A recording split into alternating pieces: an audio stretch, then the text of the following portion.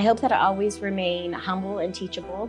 I'm pretty good at what I do, but I can always be better and I can always learn. And I think that's why you're good at what you do. Yeah, thank you. Yeah. I value knowledge. I want to learn everything. I want to be more. I want to do more. I want to give back more. Anything that I can do to not only improve my life, but the quality of life of those around me is really important to me.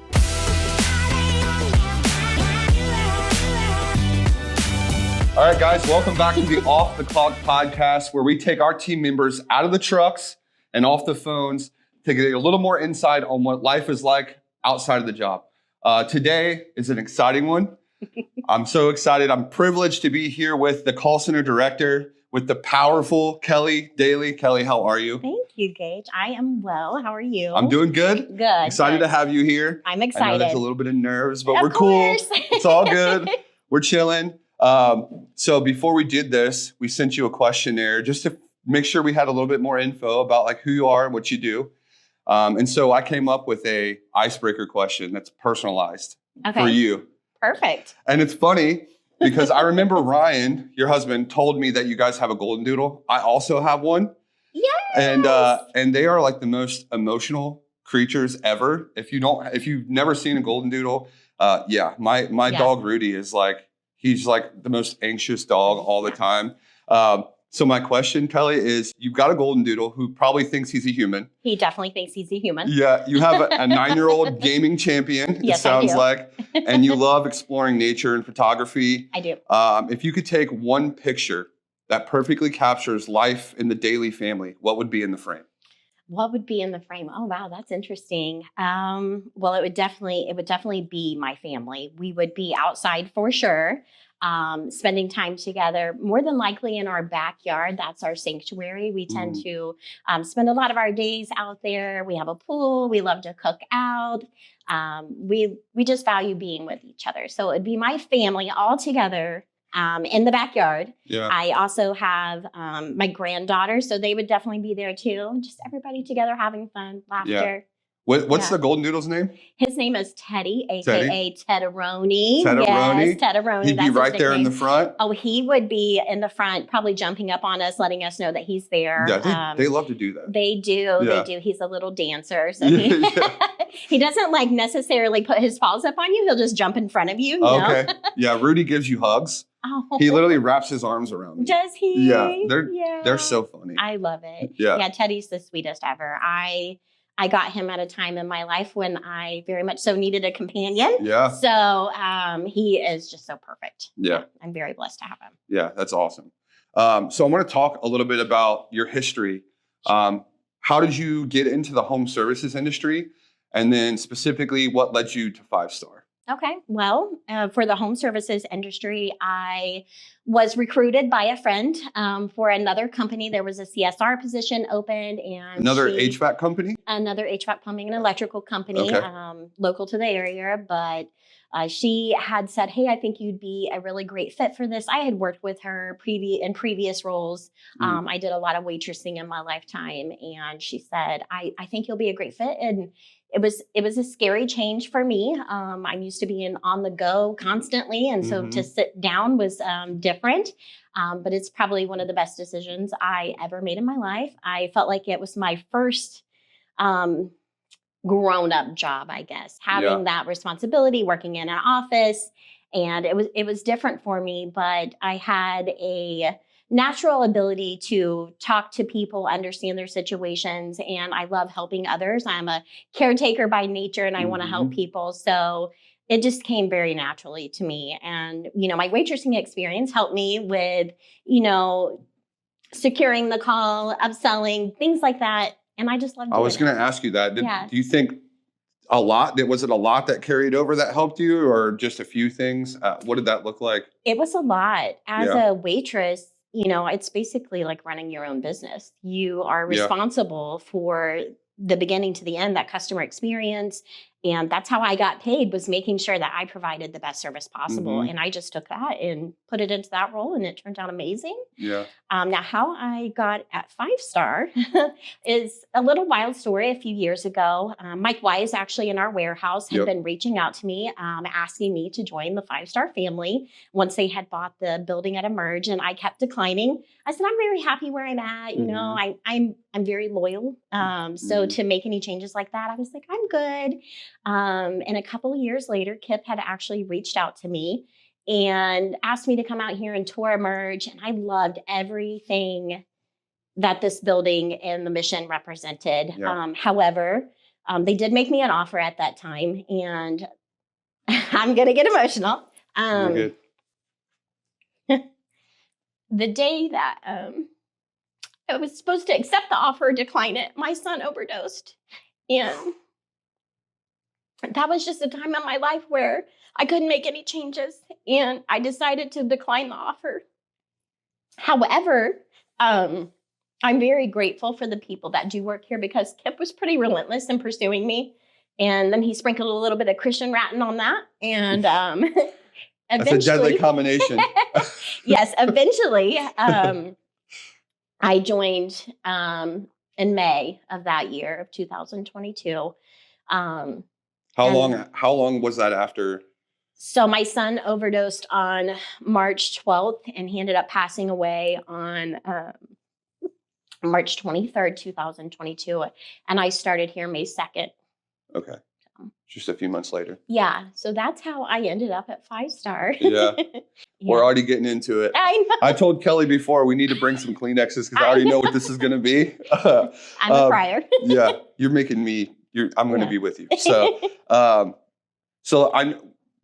this is kind of taking us down a different road, but since we're here, can we talk a little bit more about the hardships?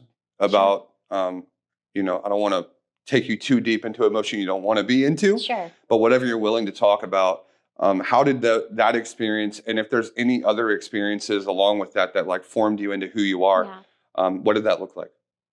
What does that look like for me? Here's what I will say is that I think it's very important to be open about grief. It's a natural part of life. I loved him. Yeah. And I miss him. And he was a great kid. I myself am a person in long-term recovery. I got clean back in 2016. Not long after I decided to start that journey, my kids lost their dad to an overdose. And I think in that moment that, I thought I had surrendered, but in that moment there was just a deepened level of surrender that I just knew that I never wanted to use again. That I wanted to build a life worth living. And it's my mission to share that with others and to show people that they can do this too. They are valuable. And I know that. And even though my son had made a decision that cost him his life, prior to that, he had moved here to Ohio and he was living with me. And it's some of the happiest memories that I have. Obviously growing up when I was using, he had a hard time too. And so to be able to bring him here and show him a different way of life was just a beautiful thing for me. And he had been clean for 10 months before he made that fatal decision, and those were some of the hardest days, but not once did I ever think about picking up. All I could think about is how I wanted to be there for my family, my daughter, my son, my granddaughters. I refuse to become a victim of the pandemic or the, past choices of my life or even his, that's not saying that it was easy, because grief is hard. And that was a really, really hard time in my life. At the time I was working from home, I was very isolated.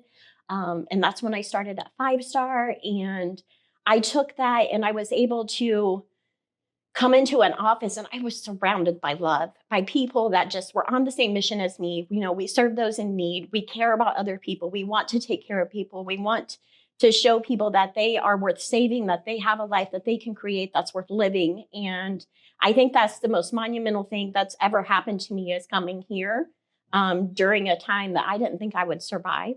Yeah. That resonates with me so much. I have a similar experience. Yeah. The love you get from the people here at 5 Star is powerful. It is. You know, can we talk a little bit about a hero in your life? Is there one specific person, or maybe a group of people? I know you already kind of talked about, like, for me, it's like collectively a group of people at 5 Star that I consider like my hero. Yeah. That kind of saved me. Who is that for you, or who are those people for you? Yeah. If I had to pick a hero, it would definitely be a group of people. Like you, I would pick the people here at 5 Star and my family. When a traumatic event like that happens, it changes people. And I just appreciate the people that led me through that, that were there to listen, to let me cry, to hold me, to nurture me, Yeah. and, just support me through that journey. And still going through it, it pops up all the time. And I just really appreciate that I'm surrounded by people that truly care about me and value who I am as a person. Yeah. Been through a lot. I think there's no better place to be than here, though, and I think God puts us, I said this in another episode earlier, but I feel like the people that are here for a reason, Yes. And it's a blessing. So It really is. You've come so far, Kelly. Thank you. You've been through so much. What do you want to do in the future? What does the future look like? What's a hope? What's a hope? Hope for me is I hope that I always remain humble and teachable. I'm pretty good at what I do, but I can always be better, and I can always learn. And I think that's why you're good at what you do. Yeah. Thank you. Yeah. I value knowledge. I want to learn everything. I want to be more. I want to do more. I want to give back more. Anything that I can do to not only improve my life, but the quality of life of those around me is really important to me. And then one day, Ryan and I are working on buying our dream home. So yeah. I talked to Ryan about that. I know he said it's kind of in like the planning stages. Yes. Is there do you want to stay here? Is there a place you want to be? Yeah, I want to stay obviously near and dear to 5 Star and not too far, but we want to buy some land and just have our own little sanctuary. Yeah. I'm ready to get a Highlander cow, in case you all are wondering. A cow? Ryan now knows about my plans. So I think they're the cutest things ever. And so you're going to have some land, I want some enough chickens. land to have some, like a farm? Yes. Nice. I want to be able to provide for my family. And yeah. I think is that like you want to try to live off the land somewhat? Or in some ways, yeah. I want to learn how to garden. That's one of my aspirations. Yeah. So. I'm terrible at it. I am too. I'm just going to say, my wife is out of town right now, and I've been in charge of like watering all the plants and watering the garden, and it has been rough. Yeah. I do not have a green thumb, and I'm like, I can't wait till you get back. You can handle this, Well, cool, Kelly. To lighten things up a little bit. Okay. We got deep. I'm fine. What's a hidden talent or an interesting fact that people don't know about Kelly Daly? A hidden talent or interesting fact.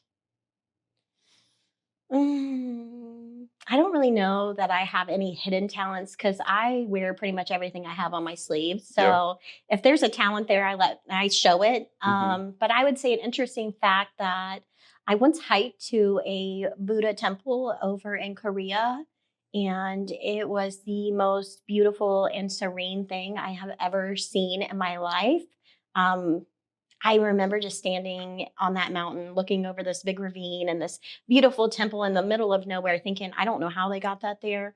But it was a very spiritual moment for me that, if I ever didn't think there was a higher power, I could feel it so wholeheartedly in that moment. It was just so beautiful. And that connection, like I love being in nature, and that's where I connect to God. And I'm just so grateful for that. Yeah. When did you go to Korea? It was, what year was that? 20-some years ago, maybe longer. Okay. Yeah. Okay. And how long of a hike was it? You were hiking up a mountain? I was hiking up a mountain. Okay. I love to travel. I love to be outside. Yeah. That was an experience for me. And it was really scary actually, because you go up to a certain point and then you have to pay to keep going. And I remember we had to cross over the mountain. There was like these steel cables that were like anchored down in the mountain, and it was raining, and it was a slope like this, and you have to like hold on to this. And Oh, I was terrified and shaking, but there was a lot of encouragement on what I was going to see on the other side, and it was beautiful. nice. That's awesome, Kelly. Yeah.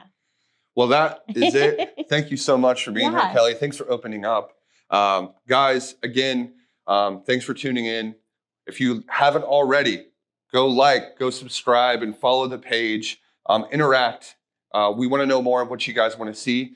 So we're excited for the next episode, and we will see you next time.